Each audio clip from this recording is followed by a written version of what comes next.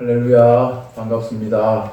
오늘 종려주일을 맞아 하나님 앞에 예배하는 우리 목양교회 성도님들께 하나님께서 크고 놀라운 은혜로 함께 하시기를 기원합니다. 오늘은 어린 나귀를 타신 주님이라는 제목을 가지고 하나님 말씀을 증거하겠습니다. 저는 어릴 때 종려주일이 뭔지 잘 몰랐습니다. 그러다가 신학을 공부하고 교육전도사로 사역하면서 이제 아이들에게 설교를 하게 되었는데, 그러면서 종려주일이라는 게 뭔지 확실하게 알게 되었습니다. 종려라는 것이 대추야자 나무라는 것을 그때 이제 제대로 알게 됐고, 사람들이 예수님께서 예루살렘 성에 들어올 때 그 대추나무, 대추야자 나무 잎을 따서 그걸 흔들며 환호한 데서 이 종려주일이 시작됐다라는 것을 알게 되었습니다. 사실 저만 그런 게 아니라 많은 기독교인들 중에 이 종려주일을 잘 모르는 분들이 참 많고 아주 생소하게 생각하는 분들이 많습니다. 예수님의 고난이 이제 곧 다가오는데 그 슬프고 또 그 침울한 분위기 바로 앞에 사람들이 호산나 호산나 하면서 시끌벅적하게 예수님을 환영하는 이런 분위기가 뭔지 좀 이상하기도 하고 어색하기도 하다라는 생각을 하게 되는 것입니다. 이것은 아주 낯설고 좀 생소한 그런 느낌이라고 하겠습니다. 아마 예수님 자신에게도 이 분위기는 뭔가 어색하고 이상했을 거다라는 생각을 해봅니다. 예수님 개인에게도 내가 곧 죽을 것을 알면서 사람들의 이런 열렬한 환호를 받고 예루살렘 성에 들어간다는 것이, 이것이 아주 이상한 감정이 들었을 것이다 라는 생각을 해보게 됩니다. 심청이가 인당수에 자기 몸을 이제 던지기 위해 자기 몸을 팔죠. 이제 내일 인당수에 빠져 죽을 걸 알고서 이제 좋은 옷을 입고 이제 맛있는 음식을 먹고 그렇게 준비하는 마음 같지 않았을까, 그런 생각을 해봅니다. 또 현진건의 소설 운수 좋은 날에 보면 인력거꾼이었던 김첨지가 오늘 왠지 운수가 참 좋은 것 같다 그랬는데 집에 갔더니 아내가 죽어 있는 것과 같은 그런 참 말하기 힘든 그런 감정이 아니었을까 생각을 해봅니다. 그래서 많은 그리스도인들이 이 종려주일에 어색하고 짧은 이 환희를 잘 이해하지 못하는 경우가 많습니다. 그래서 어떤 목사님들은 종려주일이라는 말을 빼버리고 고난주일로 지키자, 그렇게 컨셉을 아예 바꿔버리기도 합니다.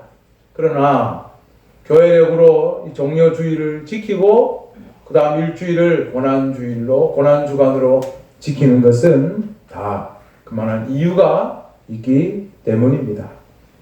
우리는 오늘 이 종려주일과 관련된 요한복음 12장 12절에서 19절의 이 본문을 읽으면서 예수님께서 어린 나귀를 타고 예루살렘에 들어가신 그 행동의 의미를 함께 생각해보고 여기에 나타난 하나님의 뜻을 함께 묵상해 보려고 합니다.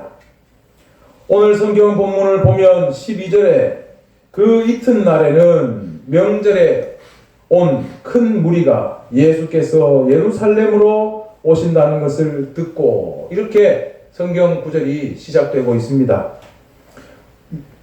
명절에 온 큰 무리가 예수님이 예루살렘에 오신다는 걸 듣고 맞으러 나간 것이죠.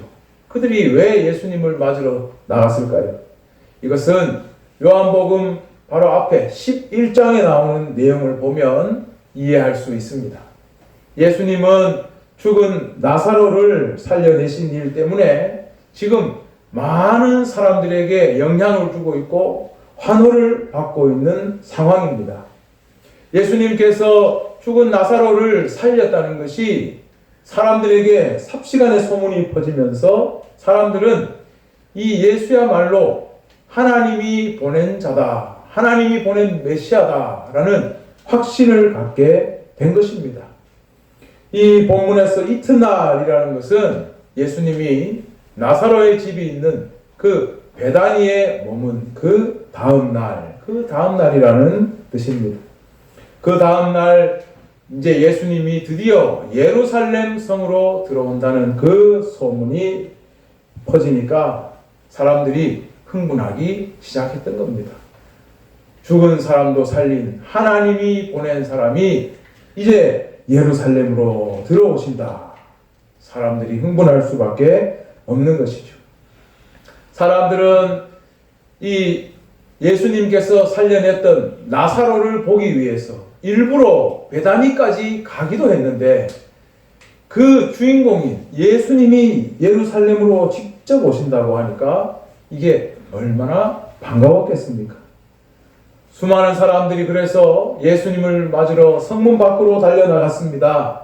그리고 우리가 잘 알고 있는 것처럼 손에는 종려나무 가지를 꺾어 들고 자기의 겉옷을 벗어서 흔들면서 그것을 길바닥에 깔아놓고 예수님을 향해 환호하면서 예수님이 들어오시는 것을 맞이했습니다. 13절은 그 현장의 분위기를 우리에게 잘 보여줍니다. 종려나무 가지를 가지고 맞으러 나가 외치되 호산나 찬송하리로다 주의 이름으로 오시는 이 곧 이스라엘의 왕이시여 하더라. 사람들이 예수님을 보고 정말 이렇게 생각하고 행동을 한 것입니다. 진심으로 하나님이 보낸 사람이구나. 정말 즐거운 마음으로 호산나 외치면서 환영했습니다. 호산나라는 뜻은 우리를 구원하소서라는 뜻입니다. 이분이 하나님이 보낸 사람이니까 호산나 호산나 우리를 구원하소서 우리를 구원하소서 희망에 가득 차서 기쁨으로 예수님을 그렇게 맞이했던 것입니다. 죽은 사람도 살렸는데 못할 일이 없는 거죠. 사람들이 당연히 희망을 가지고 그렇게 예수님을 바라볼 수밖에 없었습니다. 자, 그런데 예수님의 행색이 우리는 성경을 읽어서 잘 알고 있지만 사람들이 보기에는 굉장히 이상합니다.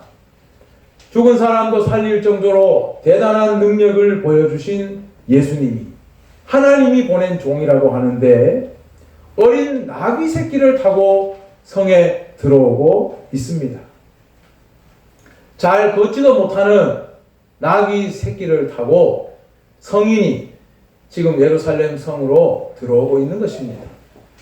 옛날에 나귀나 말은 다 탈 것이죠. 요즘으로 말하면 자동차입니다.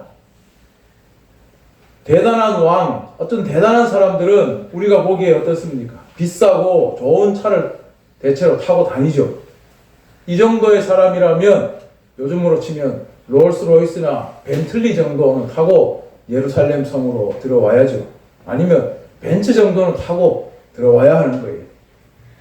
그런데 보면 옛날 사람들 중에도 말을 키우는 사람은 사실 돈이 어느 정도 있는 사람이 말을 키웠다고 합니다. 우리나라도 마찬가지고. 그래서 조선시대에 우리나라 선비에 대한 그 그림을 보면 나귀 타고 가는 선비가 있어요. 근데 그 그림을 보면 나귀가 불쌍해 보입니다. 선비의 도포자락이 나귀를 거의 다 가리고 있습니다. 선비의 발이 땅에 달락말락합니다.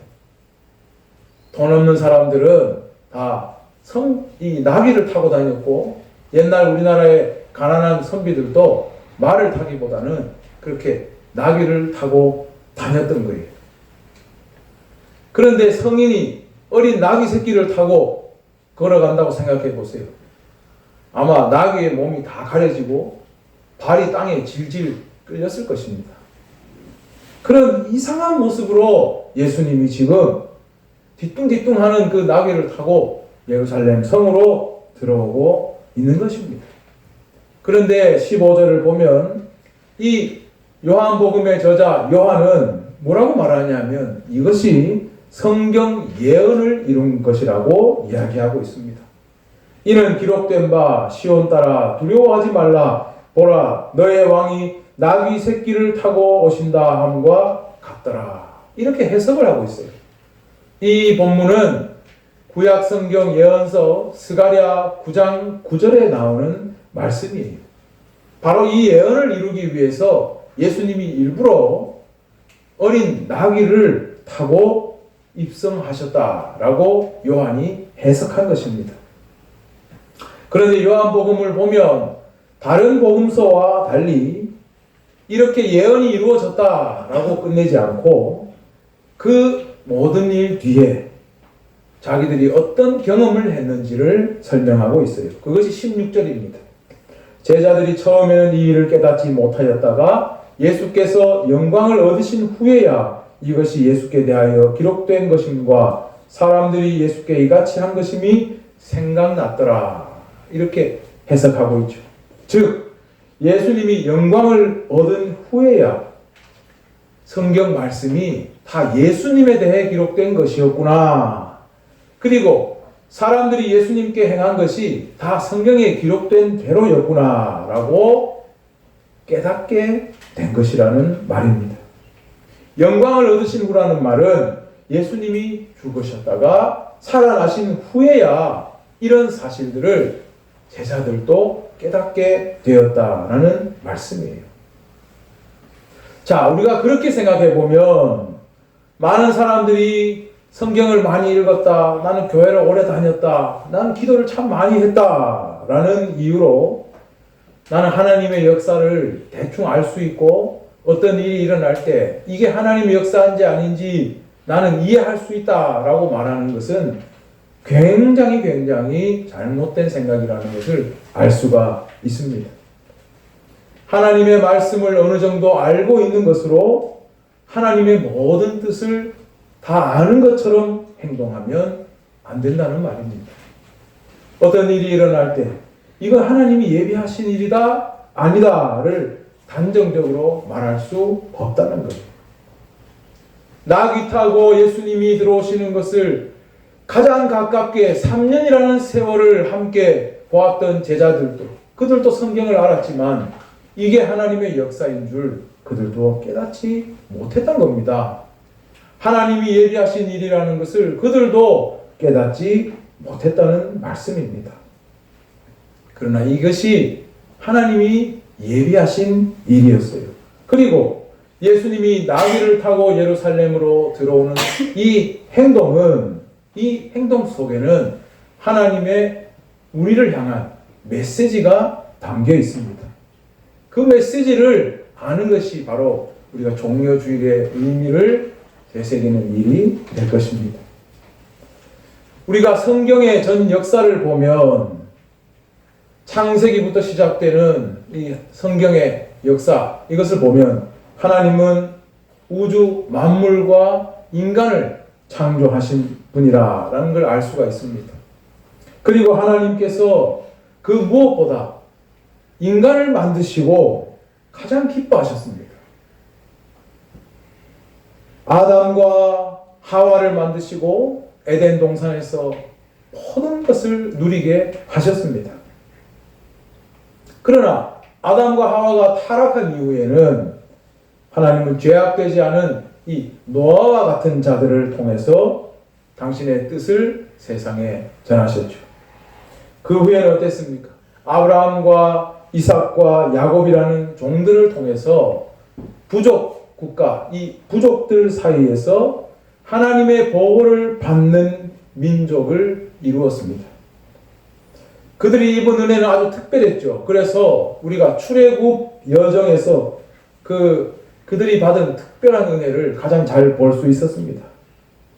히브리 민족은 보잘것없는 민족이었지만 그 당시 세상에서 가장 강력했던 애굽을 이기고 그 소나기에서 벗어날 수 있었습니다. 히브리 민족은 광야 학교에서 하나님의 직접적인 교육과 조련을 받았고 더 이상 이들은 부족 국가에 머물지 않고 나라를 세우면서 다른 민족들과 어깨를 견줄 만한 그런 위치에 이르게 되었습니다. 그러나 하나님의 가호를 받던 이 민족은 타락하기 시작합니다. 그들을 큰 민족이 되게 하고 애굽의 압제에서 벗어나게 하고 광야에서 건져주시고 나라를 이루게 하신 하나님의 은혜를 저버리고 이웃의 우상을 보기 좋아하고 거기에 기웃기웃거리면서 몰락의 길을 걸어가기 시작합니다. 우리가 잘 아는 다윗과 솔로몬으로 대표되는 이스라엘의 중흥기는 사실 그리 길지 못했습니다. 아주 짧았어요. 그 다음에는 끊임없는 외세 침략과 압제 속에서 이스라엘은 결국 멸망하고 백성은 오갈 데 없이 다 흩어지게 됩니다. 그러나 이런 일이 단순간에 일어나지는 않았습니다. 예언자들은 끊임없이 이스라엘 민족의 문제에 대해서 소리쳤습니다. 이사야는 특히 하나님께서 그들을 왜 당신의 종이요 증인으로 불렀는지를 깨달으라고 외쳤습니다. 이사야 40장에서부터 나오는 말씀을 보면 하나님은 이스라엘을 당신의 증인이요 종으로 불렀다고 했습니다. 너희 안에서 내가 누구인지를 깨닫게 하고 열방과 민족에게 하나님의 이름을 알려줄 증인으로 세웠다는 말씀입니다. 이것이 하나님께서 이스라엘 백성을 택한 이유였습니다. 그들이 보잘것없음에도 그들을 택하신 이유는 바로 하나님이 구원자라는 것을 세상에 알리기 위해서였습니다. 하지만 이스라엘 백성은 깨닫지 못했고 돌아오지 않았습니다. 그들은 자기 민족을 열방에 대한 종이요 증인으로 삼으신 하나님의 뜻과는 반대로 갔습니다. 오히려 세상에서 더 고립되었고 이방 사람들을 더 배척했고 더 스스로 교만해졌고 외식으로 일관했습니다. 따라서 이제 하나님의 뜻은 새롭게 나타났습니다. 예언서를 보면 많이 나오는 구절이 있죠. 보라, 내가 새 일을 행하리니. 하나님은 이제 더 이상 이 민족을 통해 구원하시는 것이 아니라 새 일, 하나님께서 직접 그들을 구원하실 것이며 하나님이 택한 종을 통하여서 세상을 구원하실 것이다 약속하셨습니다. 하나님은 당신이 약속하신 것처럼 이제 이스라엘 백성이 아니라 한 종이요 한 증인을 통해서 세상 모두를 구원하며 포로된 이스라엘을 돌아오게 하겠다고 약속했습니다. 그 종이 누굽니까? 그 종이 바로 메시아입니다.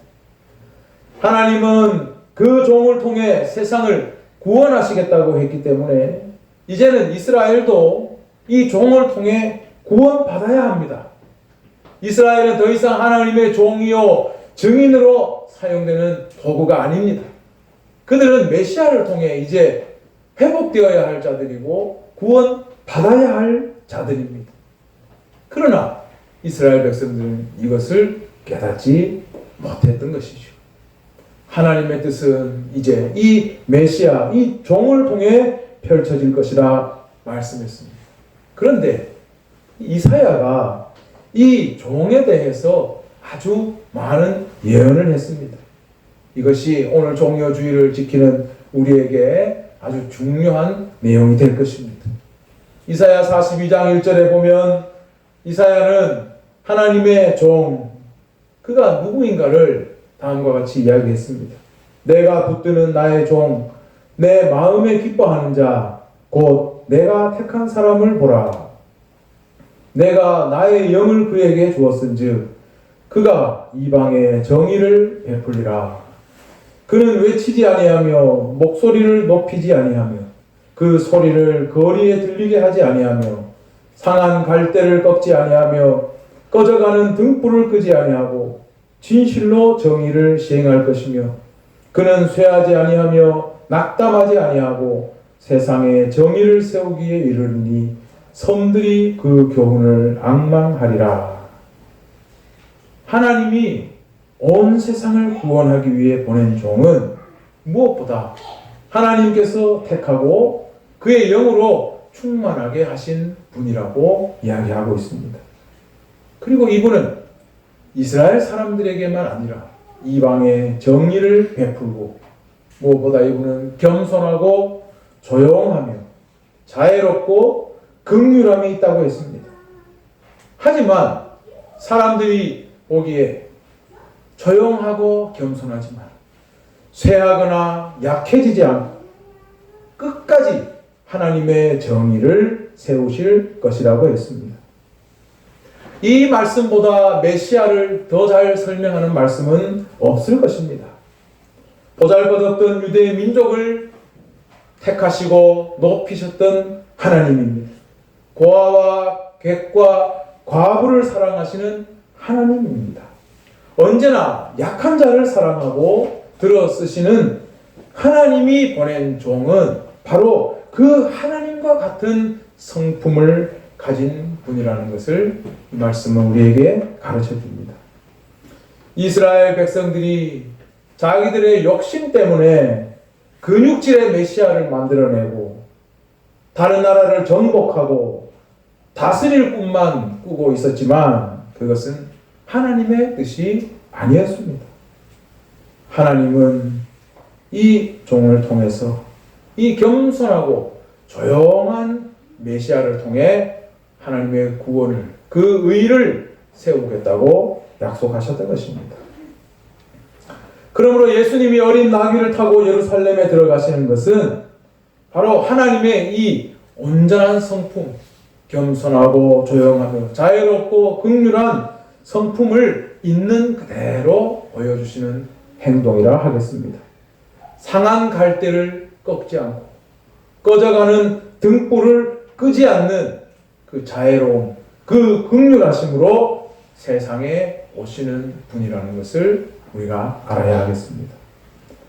하지만 그렇다고 해서 세상 사람들이 생각하듯 금방 쇠해지며 쉽게 낙담할 만한 존재가 아니라 이렇게 겸손하고 조용하고 자애롭고 긍휼이 있는 분이지만 그 모습 그대로 이 세상에서 하나님의 의를 세울 왕이라는 것을 어린 나귀를 타고 들어오는 모습으로 세상에 보여주신 것입니다. 그 모습을 있는 그대로 바라보지 못하는 것은 누구의 문제일까요? 나귀를 타고 오는 예수님의 문제일까요? 아니면 그걸 탐탁지 않게 바라보는 사람들의 마음이 문제일까요? 그들의 마음이 교만하고 때묻고 악하기 때문이 아니겠습니까? 하나님의 방법이 틀린 것이 아닙니다. 세상은 어리고 연약하고 약해 보이는 것을 존중하지 않습니다. 어리고 연약하고 약해 보이는 것은 무시합니다. 도리어 짓눌러 버립니다. 하지만 하나님은 세상 사람들에게 쉽게 무시받을 수 있는 이 조용함, 겸손함, 자애로움, 긍휼함으로 세상의 의를 세우겠다고 했습니다. 바로 그 모습으로 오시는 분이 어린 나귀 새끼를 타고 오는 예수님이라는 것입니다. 예수님이 어린 나귀를 타고 오는 모습은 아무리 봐도 어색하고 잘 적응이 되지 않습니다. 그래서 종교주의를 지키는 우리도 이 이유가 뭘까 헷갈리게 만듭니다. 하지만 이 모습이야말로 하나님의 본 모습이고 우리는 그 모습을 보고 하나님을 생각하고 하나님이 왜 그렇게 하셨을까를 생각해 보아야 하는 것입니다. 그러나 오늘 본문에도 나오듯이 예수님의 제자들은 예수께서 영광을 얻으신 이후에야 하나님 말씀이 예수님에 대한 것이었구나. 사람들이 왜 예수님에게 그렇게 했는지 그것을 깨닫게 된 것처럼 예수님의 초라한 모습을 보고 하나님을 인식한다는 것은 말처럼 쉬운 것은 아닙니다. 또 그것을 깨달았다고 하더라도 우리에게 어떤 문제가 생기면 우리는 금방 좌절하고 낙담하고 절망하게 되는 것도 사실입니다. 오늘 본문 17절과 18절을 보십시오. 거기도 나옵니다. 그들이 예수께서 어린 나귀를 타고 들어오심에도 불구하고 그 이름을 부르고 환호하는 이유가 무엇이었습니까? 나사로를 무덤에서 불러내어 죽은 자 가운데서 살리신 것을 본 무리의 증언에 힘입어서 그랬다고 했습니다. 사람들이 막 이야기하니까 대단한 분이 오는구나 라고 나귀 타고 오지만 환호한 것입니다. 무리가 예수를 맞이한 것은 이 표적 행하신 것을 들었기 때문이라고 했습니다. 그래서 19절에도 나오듯이 평소에 예수님에 대해 적대감을 품고 있던 바리새인들마저도 체념적인 분위기로 이렇게 말했죠. 야, 쓸데없는 짓 하지 마라. 저 세상을 봐라. 모두가 저 예수를 보고 환호하고 소리치지 않느냐. 이미 예수에게 마음이 기울어졌다. 그런 식으로 체념하고 있는 것입니다. 그러나 이렇게 환호하는 자들이 나중에 다 어디로 갔습니까? 예수님이 잡혀가서 고난과 모욕을 당하고 십자가에 못 박혀 죽어갈 때 끝까지 예수님을 옹호하는 자는 아무도 없었습니다. 심지어 제자들마저도 그를 버리고 떠났습니다. 그것은 어린 나귀를 타고 입성하시던 예수님의 모습을 그들이 여전히 이해하지 못했기 때문입니다. 자신이 십자가에서 죽어가면서도 끝까지 조용하고 겸손하고 자애롭고 또 긍휼함의 모습을 보여주신 그 예수님의 모습이 하나님의 본 모습이라는 것을 알지 못하고 사람들은 금방 환호하다가 금방 돌아서서 혀를 차며 손가락질하고 조롱했습니다. 사람들이 십자가 밑에서 예수님을 보면서 이런 식으로 말했어요. 나도 구원자가 필요하다. 나보다 강한 구원자가 필요하다는 거죠. 그런데 너의 모습을 봐라. 십자가에서 아무것도 못하고 죽어가고 있지 않느냐. 너 자신을 오히려 구원해라. 성경에 보면 나오죠. 오히려 너를 구원하라고 사람들이 조롱하는 이야기가 나옵니다. 이게 사실은 우리의 모습입니다. 보기에 나보다 강하고 세게 보이면 금세 우리는 거기에 머리를 조아리고 의지하지만 보기에 약해 보이고 나보다 나을 것이 없어 보이면 무시하고 짓밟는 것이 사람의 마음입니다.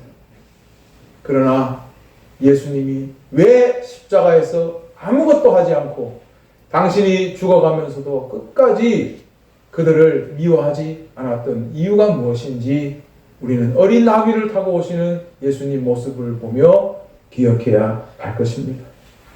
세상 사람들 중에는 유대교와 그리스도교가 무엇이 다른자 결국 그 뿌리가 같지 않냐라고 이야기하는 사람들이 있습니다.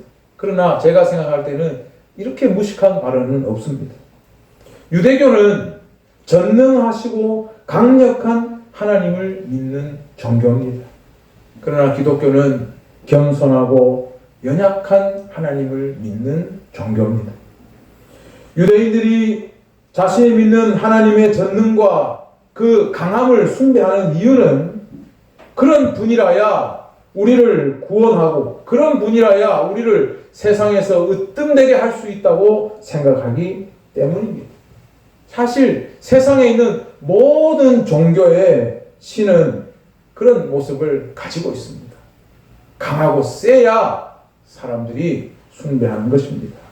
그러나 오직 기독교만이 겸손하며 심지어 처참하게 보이기까지 하는 그 하나님을 믿습니다. 그런 하나님을 믿는 것이 이게 사람들이 일부러 만들어낸 것입니까? 아닙니다. 하나님께서 당신의 본 모습을 우리에게 이렇게 보여주셨기 때문에 우리가 그 연약하고 힘없이 죽어가는 그 예수님을 우리의 하나님으로 믿는 것입니다. 전능하고 강하신 하나님이 우리를 사랑해서 이렇게 연약하고 처참하기까지 한 모습으로 오셨다는 것을 우리가 알기에 우리가 그 연약한 모습을 믿는 것입니다. 그러나 그 연약함은 영원히 연약한 것이 아닙니다. 그 연약한 모습으로 세상에 의를 세우실 것이라고 하나님은 말씀하셨습니다. 그렇기 때문에 이 연약한 모습을 믿기 위해 하나님은 우리에게 믿음을 요구하는 것입니다. 어린 나귀를 타고 오신 예수님, 십자가에서 아무것도 하지 못하고 죽어가는 예수님을 보면서도 그분이 바로 하나님의 본 모습이고 이분을 통해서 하나님은 세상에 의를 세우실 것이라는 이것을 믿을 수 있는 그 믿음을 우리에게 요구하시는 것입니다. 그러나 이 믿음은 정말 말처럼 쉽게 생기는 것은 아닙니다. 제자들도 3년을 함께 다녔지만 예수님이 영광을 받으신 후에 깨달은 것처럼 사실 우리도 마찬가지입니다. 내 생각만 가지고 내 지식만 가지고 믿을 수는 없습니다. 일시적으로 믿음을 가졌더라도 우리는 쉽게 흔들리고 실망하고 금방 돌아서게 될 것입니다. 그리고 이런 연약한 모습으로는 나를 구원하지 못하고 세상을 바꿀 수 없을 거라고 실망하고 돌아설 것입니다. 세상에 그런 사람들 많습니다. 예수를 믿다가 예수에게 희망을 걸었다가 교회에 희망을 걸었다가 돌아선 사람이 세상에 얼마나 많은지 모릅니다. 그러나 하나님은 할 수 없어도 우리는 할 수 없어도 하나님은 하실 수 있다고 했습니다. 우리가 아무리 속물 같은 마음을 가지고 있다 할지라도 하나님의 성령으로 깨닫게 하시면 우리는 예수님의 연약함과 조용함과 그 자애로움을 보고 세상에 의를 세우실 것이라는 것을 믿을 수 있습니다. 사랑하는 우리 목양교회 성도님들은 오늘 종려주일에 어린 나귀를 타고 오신 예수님을 보면서 하나님의 그 원래의 모습을 보시고 그리고 하나님의 성령으로 이 믿음을 갖게 된 것을 감사히 여기시는 분들이 되시기를 바랍니다. 그리고 여러분도 세상에서 하나님의 의를 세우고자 할 때 세상의 방법이 아니라 우리 주님의 방법을 생각하고 따라가시는 분들이 되셔야 하겠습니다. 세상은 다른 사람에게 내 목소리를 높이기 위해 힘을 가지고 세력을 만들고 더 많은 것으로 가져서 다른 사람에게 명령하는 방법으로 의를 세우고자 하지만 우리 예수님은 가장 겸손하고 연약하고 사랑이 많은 그 모습으로 의를 세우신다는 것을 기억해야 할 것입니다.